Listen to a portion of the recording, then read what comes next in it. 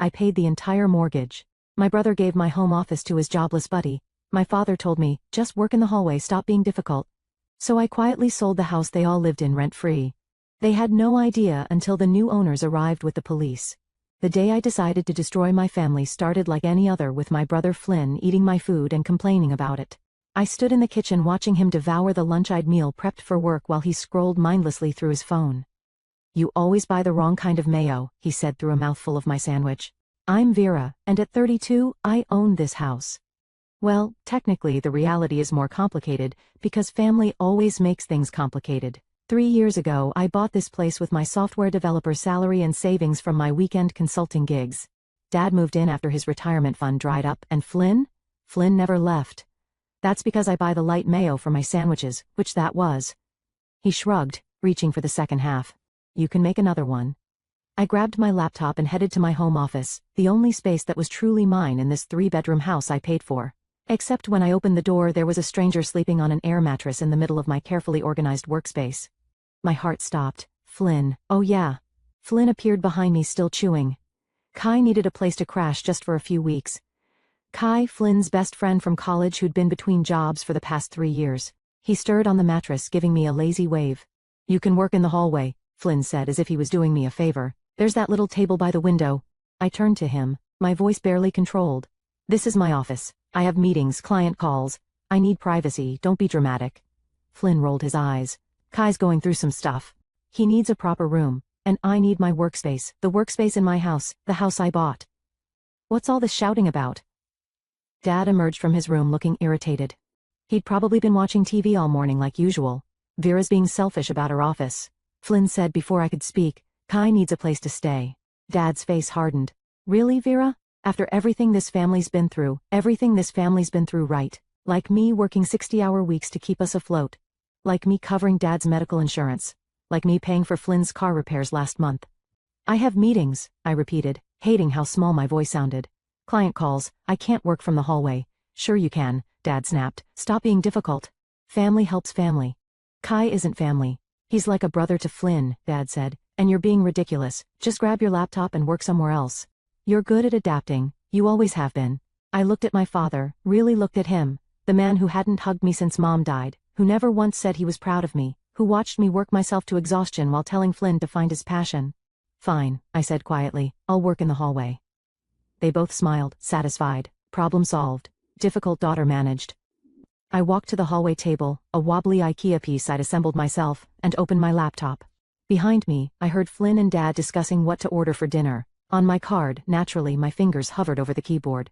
Instead of opening my work emails, I opened Google and typed "how to sell house quickly." The first result was an ad. Cash buyers, fast closing, no questions asked. I clicked it. My phone buzzed, a text from my coworker, Cassandra. "Meeting in 5. You joining virtually?" I typed back, "Yes. And hey, do you still know that realtor you mentioned? The one who handled your sister's quick sale? Regina?" "Sure. Want her number?" I looked over my shoulder.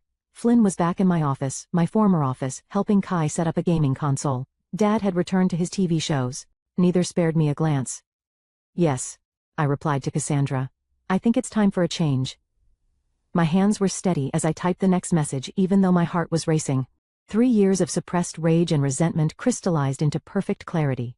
They thought I was good at adapting? Fine. They thought family helps family? Perfect. I was about to help them learn some very expensive lessons about taking people for granted. "Actually," I typed to Cassandra, "can you call Regina for me? Tell her I need someone discreet, someone who can help me sell this place without my family knowing." The response came quickly. "OMG. Are you doing what I think you're doing?" I smiled as Flynn's laughter echoed from my office, followed by the sound of them rearranging my furniture. "Yes," I replied. "I'm gonna sell this house right out from under them, and they won't know until the new owners show up with the keys." Regina was exactly what I needed. Efficient, discreet, and delightfully ruthless. We met at a coffee shop 20 minutes from my house, far enough that I wouldn't run into anyone I knew. "Cash buyers are your best bet," she said, sliding a folder across the table. "They'll take it as is. No inspection drama. Faster closing, but you'll get about 15% less than market value." I sipped my latte. "How fast are we talking?" 2 weeks, maybe less." She studied me over her glasses. "Your coworker, Cassandra, mentioned there might be occupancy issues." "You could say that.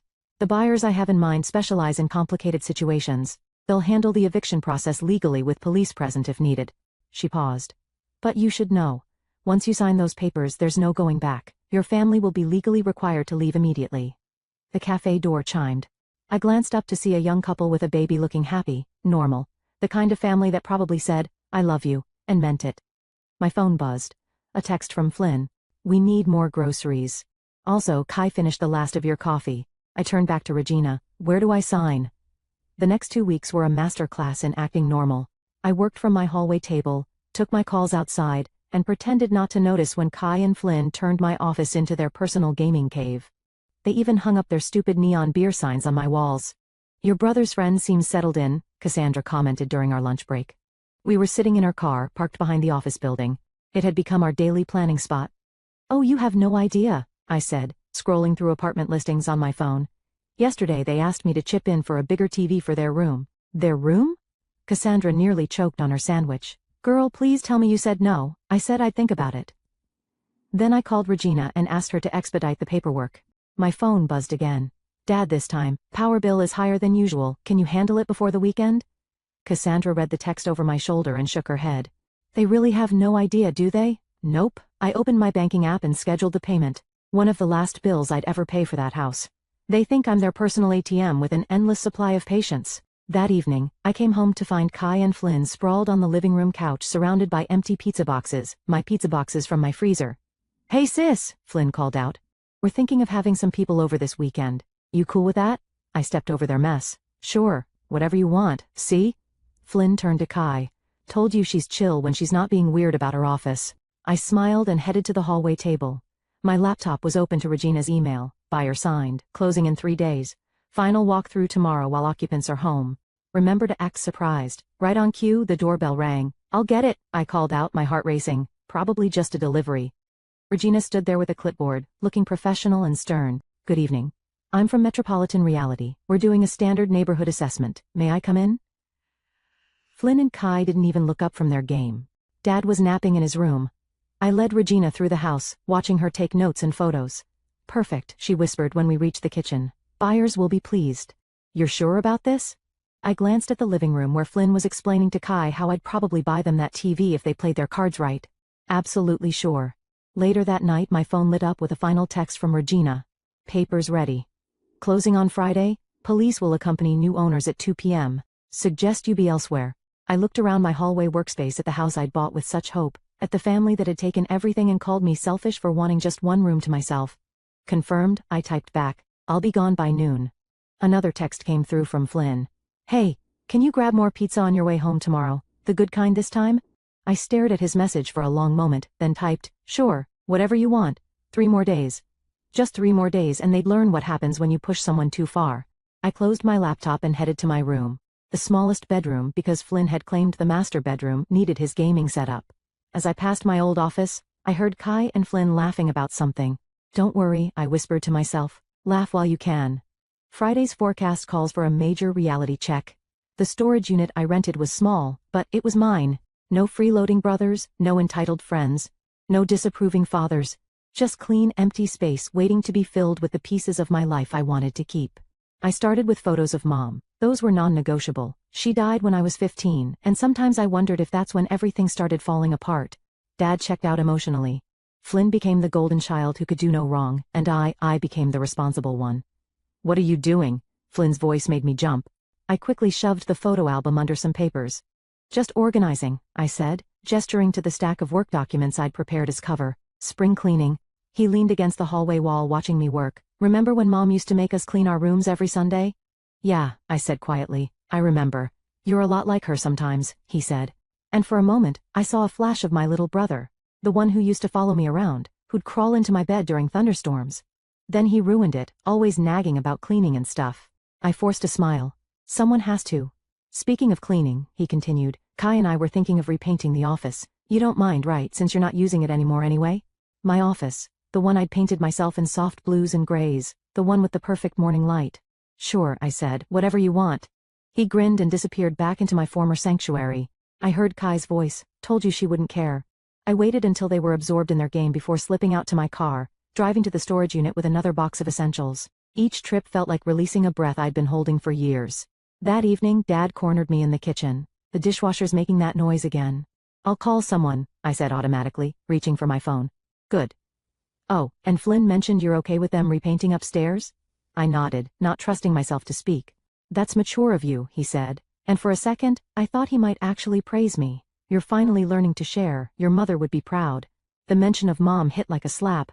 Don't what? Don't use Mom to manipulate me. She wouldn't be proud of this situation. He drew himself up, offended. What situation? Family helping family? Is that what this is? I gestured around the kitchen. Because from where I'm standing, it looks more like family taking advantage of family.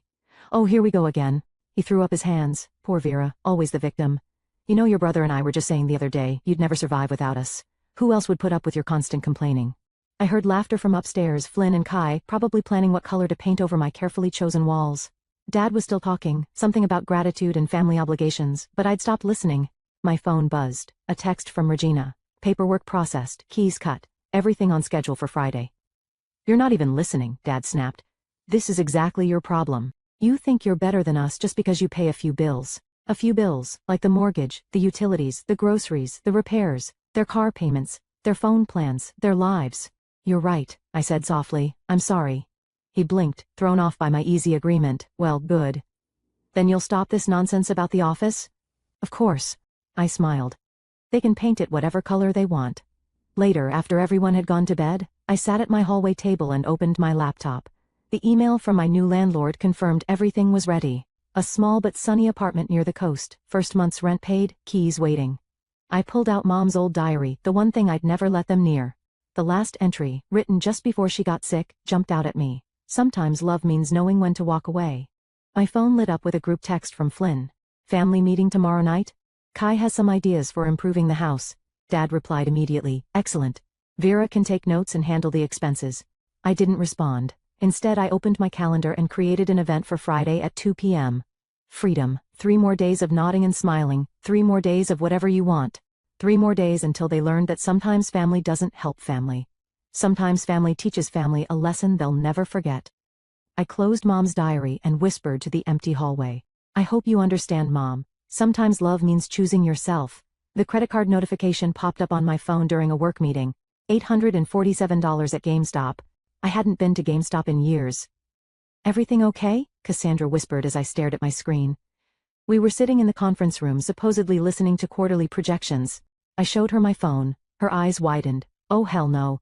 After the meeting I drove home early, my hands tight on the steering wheel. The GameStop bags were still on the living room floor when I walked in. New console, 4 games, 2 controllers. Flynn. My voice echoed through the house. Get down here. He appeared at the top of the stairs already defensive. What's your problem? I held up my phone. Wanna explain this? Oh, that. He shrugged. I still had your card info saved from when you let me buy groceries. We needed something to do while job hunting. Job hunting? I laughed, the sound harsh even to my own ears. When's the last time either of you even looked at a job listing? We're networking, he said, like I was stupid for asking. Building connections. These things take time, and my credit card? You're good for it, he smirked. Besides, you owe me. I owe you?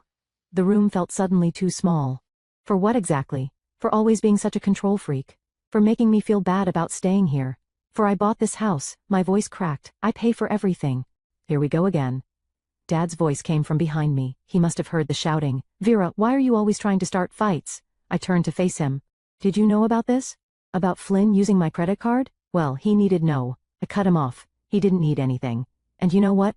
Neither of you need my credit card anymore. I pulled out my phone and started canceling cards, removing payment methods, changing passwords. What are you doing? Flynn demanded.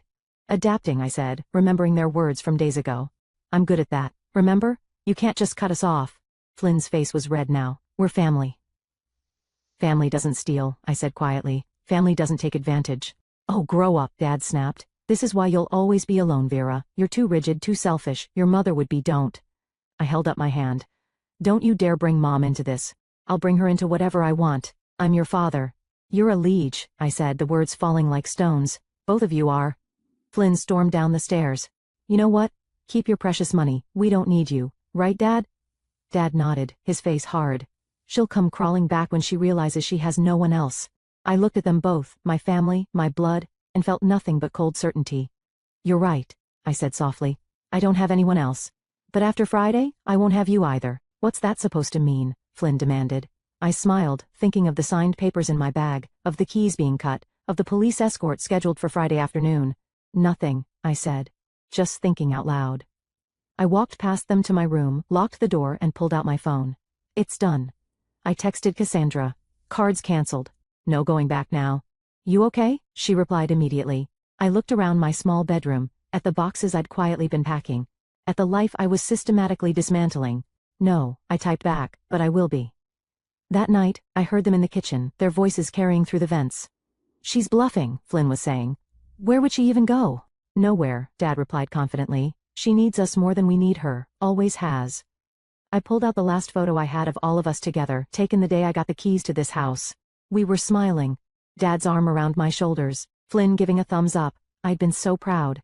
So sure this was the right thing to do. I struck a match and held it to the corner of the photo, watching as the flames ate away our fake smiles, our false unity. Then I flushed the ashes down the toilet. Tomorrow I'd go to work like nothing had changed. I'd nod and smile and say whatever you want one last time, but in less than 48 hours they'd learn exactly where I could go, and exactly how wrong they were about who needed who. The final signatures felt surreal. I sat in Regina's office watching as she notarized the last document. The house wasn't mine anymore, just like that. Congratulations, Regina said, sliding the papers into a folder. You're officially free. My phone buzzed. Flynn asking where the spare key was. He'd locked himself out again. I ignored it. The new owners will arrive tomorrow at 2 p.m. sharp, Regina continued. Police escort is confirmed. Are you sure you don't want to be there? I shook my head. I've got other plans. Those plans involved a U-Haul truck already loaded with the last of my belongings from the storage unit, and a coastal apartment waiting for me 3 hours away. But first, I had one last thing to do. I drove home, no, not home anymore, and parked in the driveway. Flynn's car was gone, probably out with Kai. Dad's TV droned from the living room. Perfect. I walked into the kitchen and pulled an envelope from my bag. Inside was a letter I'd written and rewritten a dozen times. By the time you read this, I'll be gone. So will your right to live here. The house has been sold. The new owners arrive tomorrow at 2 p.m. with police escort. You have until then to pack your things. Don't bother trying to fight this. The sale is legal and final. Don't bother trying to find me either. By the time you realize what's happening, I'll be somewhere you can't reach. You taught me some valuable lessons about family. Here's one in return. Don't mistake kindness for weakness. Goodbye, Vera P.S. The GameStop purchases have been reported as fraud. Enjoy dealing with that, Flynn. I placed the envelope in the kitchen drawer where Dad kept his reading glasses, the one place I knew they'd look eventually. Then I walked through the house one last time. My old office still smelled of fresh paint. They'd covered my careful blue-gray with a garish orange. The gaming setup dominated the room, tangled cords everywhere. On my desk, my expensive ergonomic desk, sat empty energy drink cans and half-eaten bags of chips. Good riddance, I whispered. My phone buzzed again. Dad this time. The internet's acting up. Fix it when you get home. Home. Funny how that word had become a prison. I took one last thing from my room, Mom's old cookbook, the one with her handwritten notes in the margins. Everything else important was already gone. As I reached the front door, I heard Dad shift in his recliner. That you, Vera? Yeah, I called back, my voice steady. Just heading out. When will you be back? The internet. Later, I said, the last lie I'd ever tell him. Don't wait up. I closed the door softly behind me. In my car, I pulled out my phone and typed a message to Cassandra. It's done. Paper signed. Letter left. I'm heading out. Drive safe, she replied. And Vera, I'm proud of you. Those words, the ones I'd never heard from Dad, made my eyes blur. I wiped them quickly and started the car. My phone kept buzzing as I drove away. Flynn had found his spare key and was demanding I pick up groceries. Dad was still complaining about the internet. Kai had apparently texted to ask if I could Venmo him money for pizza. I pulled over at the first gas station I saw and bought a new phone. As I transferred my essential contacts, Cassandra, my work, my new landlord, I thought about all the times I jumped to answer their demands. The old phone kept lighting up with messages. I turned it off and dropped it in a trash can. Back in my car, I looked at the time, 4:30 p.m. In less than 24 hours they'd be reading my letter. In less than 24 hours their comfortable world of endless taking would implode. My new phone buzzed. Regina sending the final confirmation. All paperwork filed with county. New owners have keys. Everything set for tomorrow. I started the car and pulled onto the highway. The setting sun painted the sky orange, the same awful color they'd painted my office. But ahead of me, the horizon was a perfect peaceful blue, like my office used to be, like my life would be again. I turned up the radio and pressed the gas pedal. Behind me 3 people sat in my former house, absolutely certain of their power over me. Ahead of me stretched an open road and a future they'd never see coming. 21.5 hours to go. The cafe's window seat gave me a perfect view of the ocean. I'd been here since opening, laptop open, pretending to work while actually watching the clock tick toward 2 p.m. My new phone buzzed. Cassandra had sent a link to a local news website's Facebook page. The headline made me choke on my latte. Police call to residents dispute. Family claims. Daughter sold house without warning. I clicked the link. There was a photo of my old house, a police car parked outside. The article was brief, mentioning a family dispute and legal property transfer. Another text from Cassandra.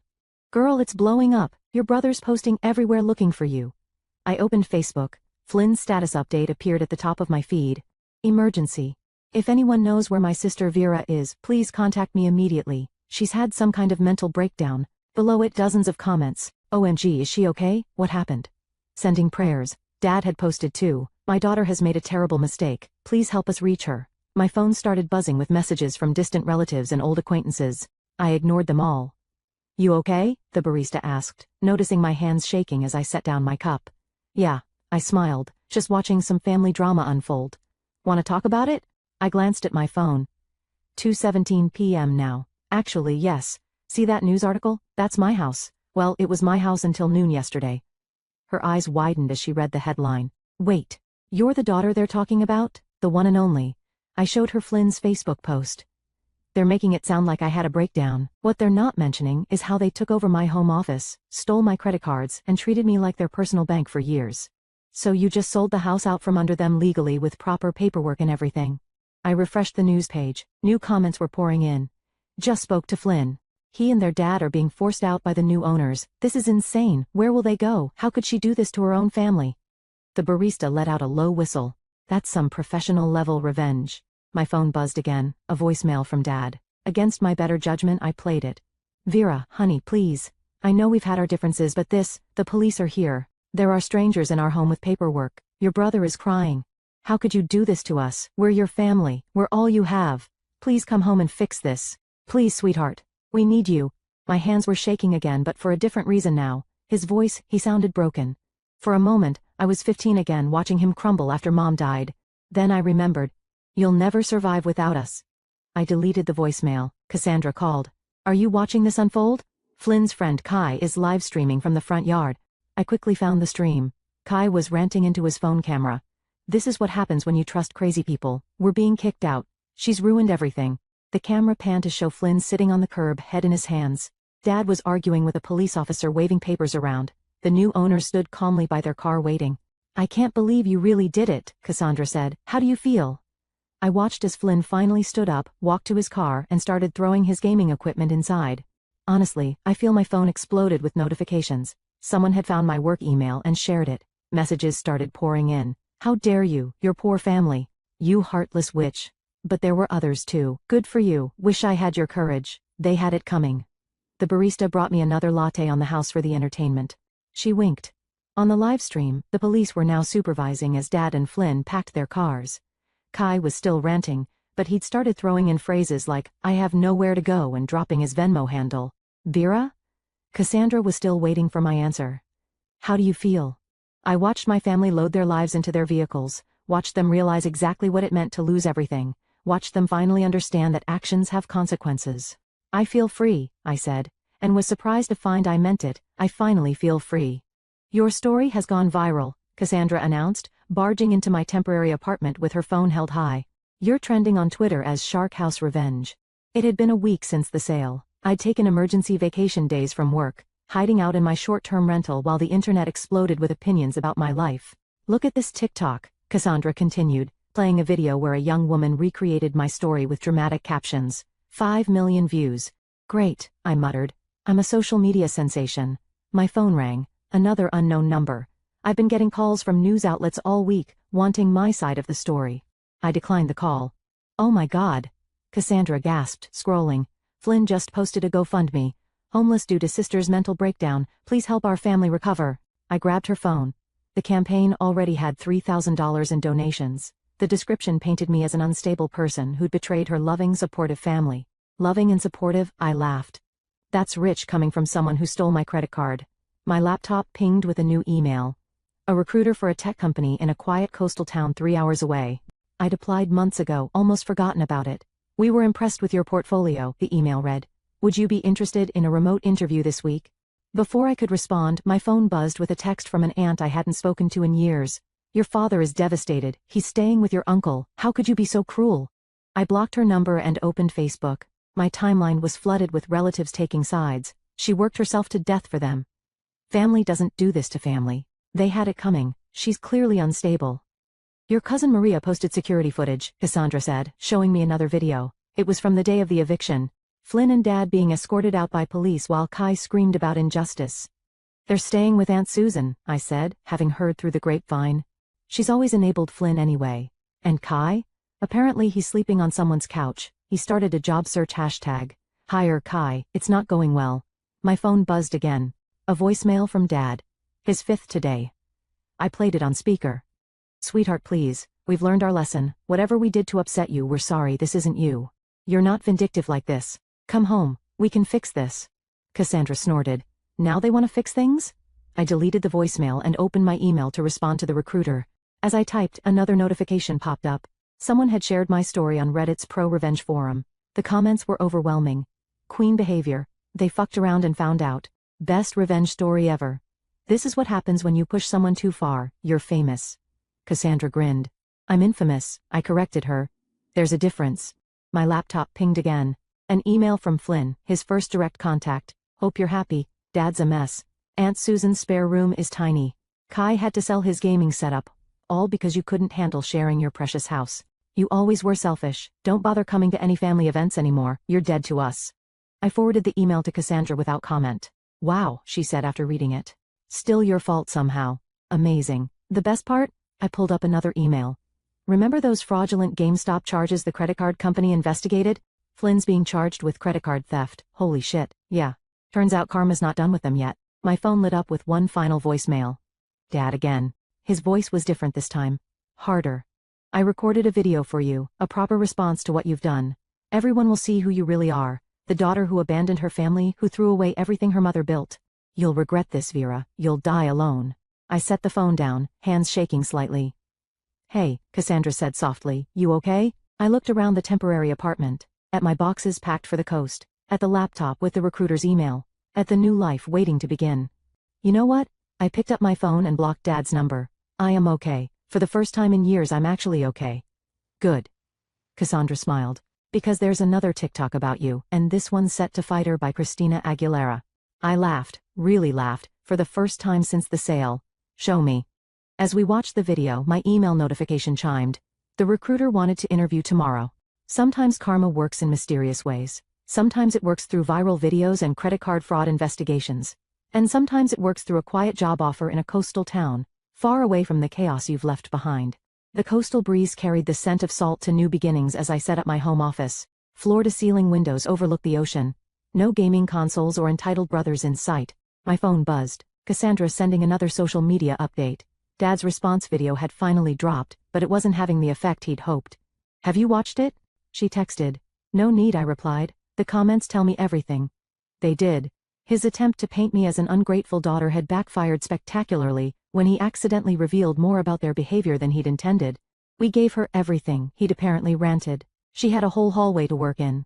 We only took her office because Flynn's friend needed it more. The internet had not been kind to that logic. My new desk chair, an exact replacement for the one Flynn and Kai had ruined, arrived just as my laptop chimed with a news alert. Someone had leaked Flynn's credit card fraud charges to a local news station. I opened the article. Man who claimed sister abandoned family charged with credit card theft. My phone rang, Aunt Susan. I let it go to voicemail, then played it on speaker while unpacking my books. Your brother's being prosecuted because of you. He could go to jail. Is that what you wanted? To destroy this family completely? I deleted the message and placed Mom's cookbook on my new kitchen shelf. Next to it, I set up a small frame, not a family photo, but the receipt from my house sale. Below it, I'd written, the price of freedom. Another text from Cassandra. OMG. Kai just posted a public apology. I found his post quickly. It had already gone viral. I need to come clean about the Harnhouse revenge story. We treated Vera horribly. We took advantage. We laughed about it.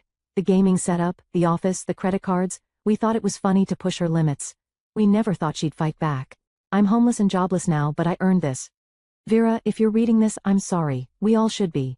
The comments were flooding in. Finally, some accountability. Too little, too late. Hope this helps your job search, bro. It won't. My new work laptop pinged with a message from my team. They loved my remote setup and wanted me to lead a new project. No more hallway table. No more interruptions during client calls. The doorbell rang. My new neighbor bringing over a welcome basket. I hope this isn't weird, she said, but I saw your story online. You inspired me to leave my toxic marriage. Thank you. I accepted the basket. Touched. How are you doing now? Better, she smiled. Much better. You? I glanced back at my peaceful sunlit home office. Same. After she left, I opened my personal email one last time. There was a message from Dad, marked urgent. I know you've seen my video. I know you're reading this. Your silence is childish and cruel, but I want you to know something. I found your mother's last letter, the one she wrote before she died. She wanted us to stay together, to be a family. You've betrayed her wishes. You've betrayed her memory. If you have any decency left, any love for her at all, you'll make this right. My hands didn't shake as I typed my response. My first and last reply to any of them. Mom's last letter? You mean the one in her cookbook? The one where she wrote, "My dearest Vera, never let anyone dim your light. Not even family. Especially not family." That letter, I have it right here. She knew, Dad. She knew you'd try to break me like you broke her. But here's the difference. I fought back. Don't contact me again. Don't twist her memory to serve your narrative. You lost your house, your power, and your punching bag all in one day. Live with it. P.S. Flynn's court date is next month. Good luck with that. I hit send, then blocked his email address. Outside my window, the ocean stretched endlessly. My phone buzzed with another work message. My team needed my input on something important, challenging work that I could do in peace. I opened my laptop and typed a quick update to my own social media. To everyone asking if I regret what I did, no. To everyone asking if I'm okay, yes. To everyone asking what happens next, watch me thrive. Below it, I added a photo of my new office, sunlit, organized, and completely mine. The caption read, "When they treat you like you're disposable, remind them you're the one holding the receipt." I hit post, turned off notifications and got back to work. The ocean waves crashed outside, a steady rhythm of victory. My sister claimed my adopted daughter isn't part of the family, and only her son will receive a $1 million inheritance. So I kicked them out of the party and removed her family from the list of heirs. They are blowing my phone now. I'm Catherine and I grew up in what you might call a big family. Dad was hell-bent on having a son, so they kept trying over and over. Mom got pregnant again and again until the doctors finally put their foot down. No more, they said. It's too risky. That's when Mom and Dad finally threw in the towel on their dream of a boy. Being the oldest, I got stuck with a lot of the grunt work. Don't get me wrong, I loved my sisters, but sometimes it felt like I was more of a parent than a sibling. I had to grow up fast, you know? While other kids were out playing, I was changing diapers, doing laundry, and helping Mom with everything around the house. Things really changed when my youngest sister was born. It was like Mom and Dad suddenly remembered they were parents. They showered her with attention, bought her the best toys, signed her up for every club and activity under the sun. Whatever she wanted, she got. One day when I was about 14, I overheard Mom talking on the phone. "I just don't have time for the older girls anymore," she said. "Catherine's handling it though. She's such a good helper." Helper. That's what I was reduced to. Not a daughter. Not even a sister. Just a helper. But I had a secret that kept me going. My grandmother, Mom's mother. They'd had some big falling out years ago and hadn't spoken since. But I'd managed to find her number and we'd been talking in secret. As I got older, I started to dream about college. I wanted more for myself than just being the family babysitter. But when I graduated high school, Mom and Dad dropped a bombshell on me. "There's no money for your education, Catherine," Dad said, not even looking me in the eye. "You need to get a job and help out financially. We need to save for your sister's education." That night, I cried myself to sleep, feeling trapped and hopeless. But then I remembered my secret weapon, Grandma. The next day I called her, spilling out everything between sobs. "Don't you worry, sweetheart," she said, her voice firm and determined. "I'll pay for your college. You deserve a chance at a better life." And just like that, a whole new world opened up for me. I applied to colleges in other cities, dreaming of a fresh start. When I got accepted to study economics, I was over the moon. But my parents, they didn't see it that way. "You're abandoning your family," Mom accused, her eyes cold. "After everything we've done for you." Done for me? I couldn't believe what I was hearing. "I've been raising your kids since I was a kid myself." "Get out," Dad said, his voice low and angry. "If you're going, then go, but don't expect any support from us." I packed my bags that night, my sisters watching with tear-filled eyes. "Don't go, Kathy," they pleaded. "I have to," I told them, hugging each one tight. "But I'll always be here for you, always." As I walked out the door, I heard Dad's voice behind me. "Girls, you are not to have any contact with Catherine, do you understand?" As I settled into college life, I felt like I could finally breathe. The campus was bustling with energy, and for once, I didn't have to worry about anyone but myself. But even as I embraced this new chapter, I couldn't shake the feeling of guilt. I missed my sisters fiercely. Despite my parents' ban, I couldn't bear the thought of completely cutting ties with them. One night, I got a call from an unknown number. My heart raced as I answered. "Kathy?" It was my second youngest sister's voice, barely above a whisper. "Emily? Is that you?" I could hardly contain my excitement. "Yeah, it's me. I'm using my friend's phone. Mom and Dad can't know." We talked for hours that night, catching up on everything. Emily told me how things had changed at home, how our parents were even stricter now, and how much they all missed me. "Even Sarah?" I asked, referring to our youngest sister. There was a pause on the other end. "Sarah, she's different, Kathy. She told Mom and Dad about us calling you. They took our phones away, but don't worry. We'll find ways to keep in touch. We love you, Kathy." Those secret calls became my lifeline. My sisters, except for Sarah, would use their friends' phones to reach out to me. We'd talk about their lives, their dreams, and I'd share stories about college. It wasn't the same as being there, but it was something. Meanwhile, I threw myself into my studies. Economics fascinated me, and I found myself excelling in my classes. My professors took notice, and soon I was being recommended for internships and special projects. As my college years flew by, I couldn't help but think about my family back home. I'd hear snippets from my sisters about how Sarah was still the golden child, how she was in all these clubs and always the center of attention. Mom and Dad are talking about sending her to some fancy private school. My sister Jessica told me during one of our secret calls. "What about you and Emily?" I asked, already knowing the answer. "Oh, Jessica said, trying to sound nonchalant. "We'll probably just go to the local high school. It's fine, really." But I knew it wasn't fine. I knew how it felt to be overlooked, to be treated like you didn't matter as much. It broke my heart that my sisters were going through the same thing. As graduation approached, I felt a mix of excitement and anxiety. I'd done well in college, thanks in no small part to my grandmother's support. She'd been my rock through it all, always there with a kind word or a bit of advice when I needed it. "I'm so proud of you, Catherine," she told me over the phone one night. "You've overcome so much. Your grandfather would have been proud too." The day of my graduation, I scanned the crowd, hoping against hope that maybe, just maybe, my parents and sisters would be there. But they weren't. The only familiar face in the sea of people was my grandmother's, beaming with pride. Fresh out of college, I hit the ground running. The job was challenging, but I thrived on it.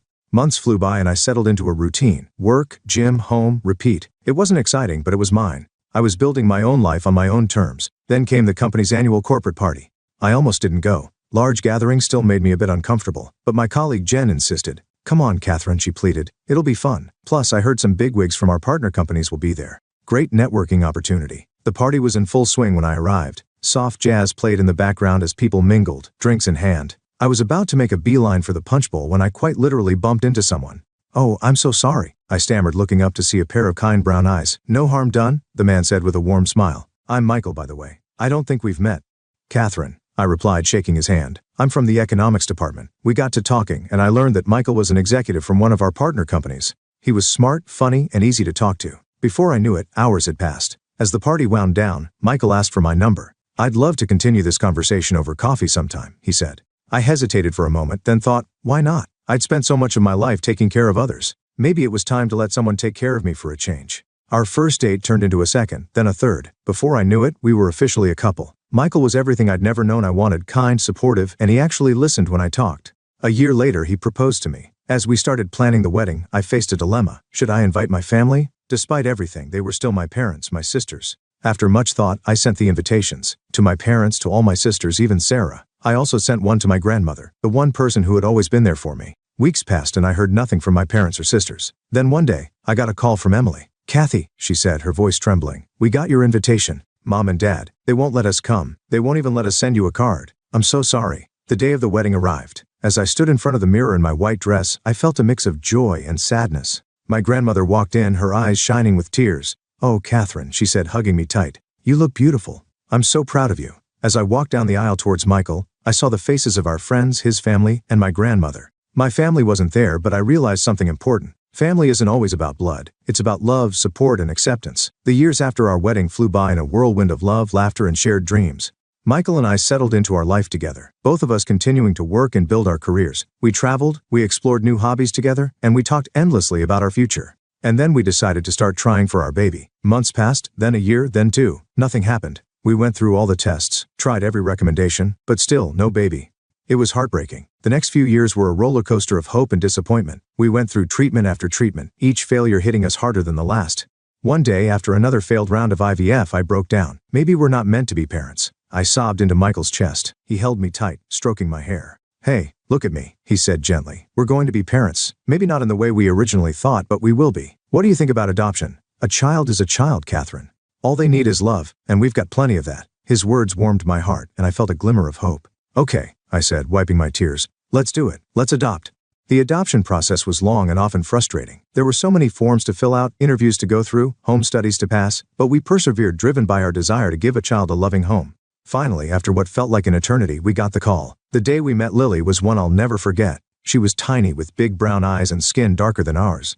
She looked scared and confused, clinging to her social worker's hand. I knelt down to her level. "Hi, Lily," I said softly. "I'm Catherine, and this is Michael. We've been waiting a long time to meet you." She looked at us warily, then back at her social worker, who nodded encouragingly. Slowly, Lily reached out and took my hand.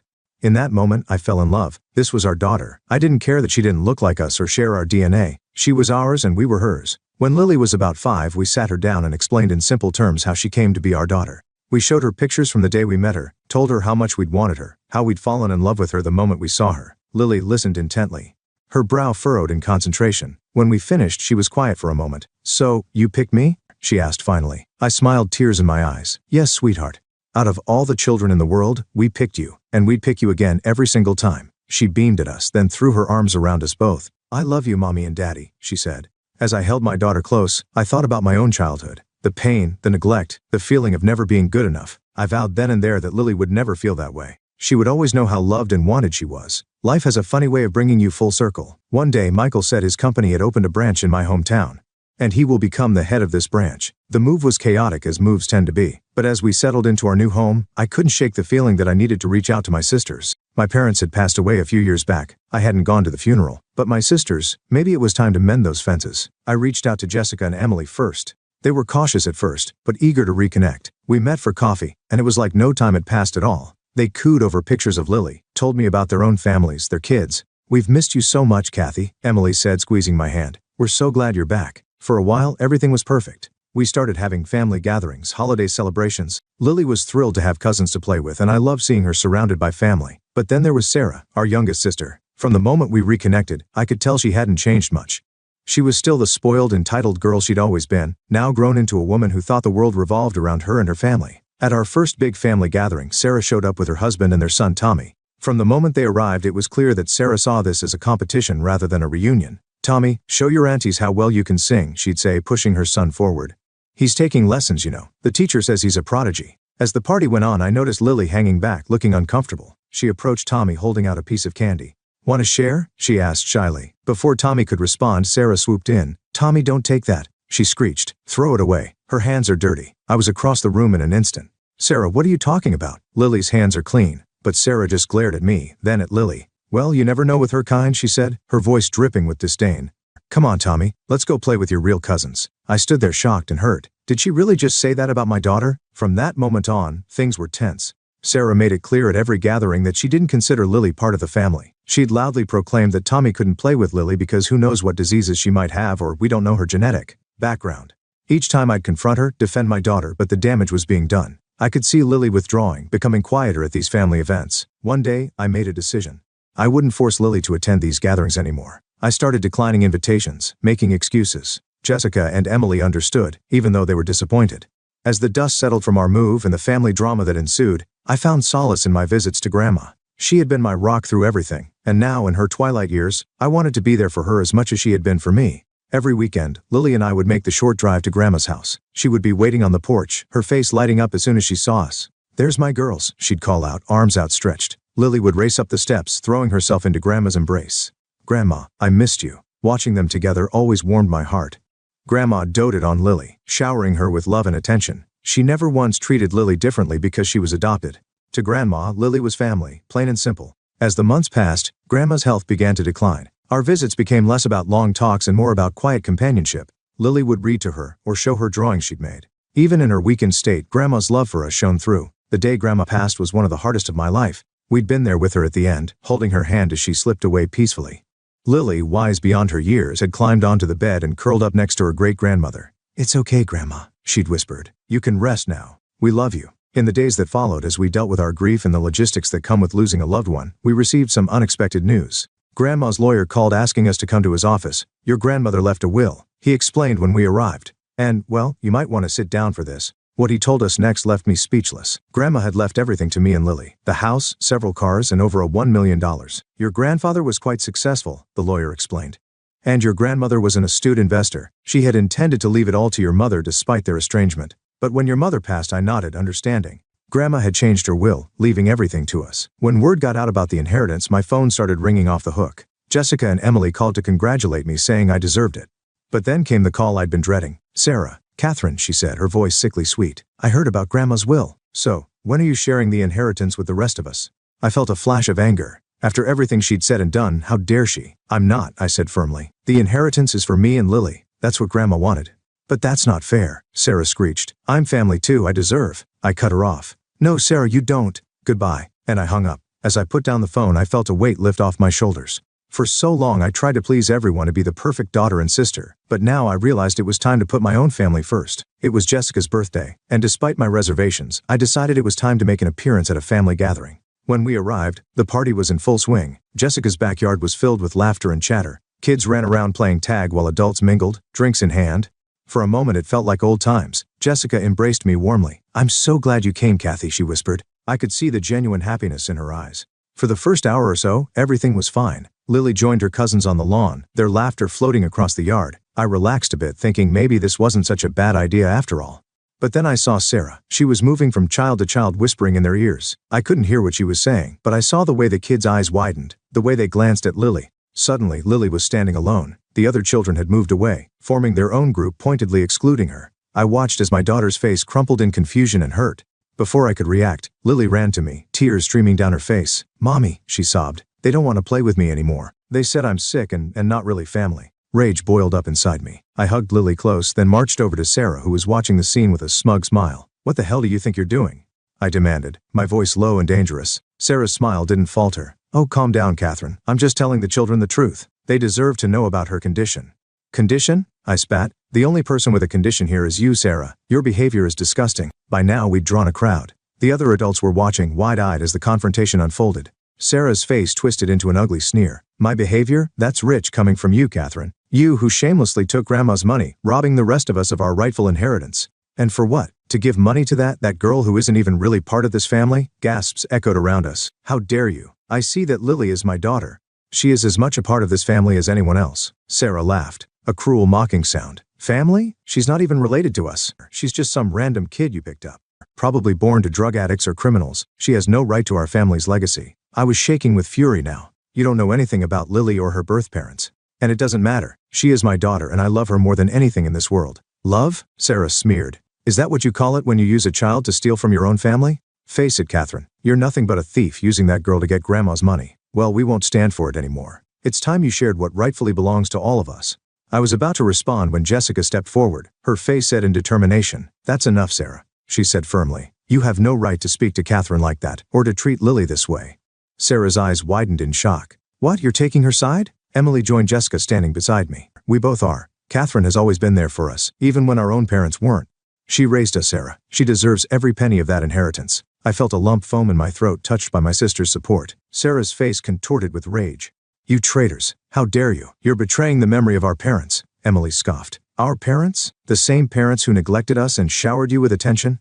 The same parents who cut Catherine off for daring to want an education? Jessica nodded. And let's not forget, Sarah, how you took Mom and Dad's house and all their savings after they died. You didn't share a cent of that with any of us. I gasped. This information new to me. What is that true, Sarah? Sarah's face paled, her mouth opening and closing like a fish out of water. It's true, Emily confirmed. She got everything when Mom and Dad passed, and she never once offered to share. A wave of disappointment and anger washed over me. All this time, Sarah had been accusing me of theft when she'd done the very same thing. Sarah, I said, my voice steady and firm. I think it's time for you to leave. You can't make me, she started, but Jessica cut her off. Yes, she can. This is my house and I want you to go. We're all tired of your tantrums and your cruelty. Until you can treat Catherine and Lily with respect, you're not welcome here. Sarah looked around, realizing she was outnumbered. With a final glare, she grabbed her son's hand and stormed off. As the gate slammed behind her, I felt a weight lift off my shoulders. I turned to my sisters, tears in my eyes. Thank you, I whispered. Later that night, I made a decision. The next day, I called my sisters and told them my plan. Despite their protest that I didn't need to do this, I insisted. I gave them the house and the cars, keeping the $1 million for our family. With the inheritance settled, I felt a sense of peace wash over me. I transferred half of the money to a trust fund for Lily's future, ensuring she would always be taken care of. The other half, Michael and I decided to use for our family. We'd take that trip to Disney World that Lily had been dreaming of. We'd renovate our home, creating the perfect space for our little family. And maybe, just maybe, we'd look into adopting another child, giving Lily the sibling she'd always wanted.